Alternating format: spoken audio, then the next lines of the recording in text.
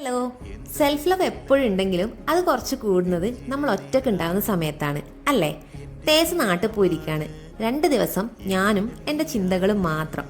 ഒറ്റക്കുള്ള time ഞാൻ എന്നോട് തന്നെ സംസാരിക്കും, ബുക്കുകൾ വായിക്കും, പ്രാർത്ഥിക്കും, അങ്ങനെ എൻ്റെതായ ചില ഇഷ്ടങ്ങൾ.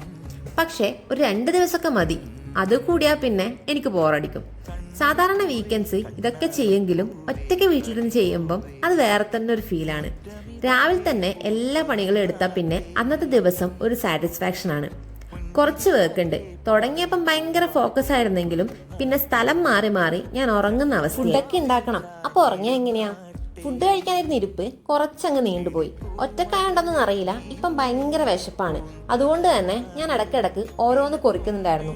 പണ്ടത്തെ പോലെ ഇപ്പം ഒരു ഫുൾ മൂവി കാണാനുള്ള പേഷ്യൻസ് ഒന്നും എനിക്കില്ല. അങ്ങനെ ഒരു അടിപൊളിയായിട്ടുള്ളൊരു ഡേ ആയിരുന്നു ഇത്. അപ്പം ബാക്കി വിശേഷങ്ങളൊക്കെ നെക്സ്റ്റ് വീഡിയോയിൽ.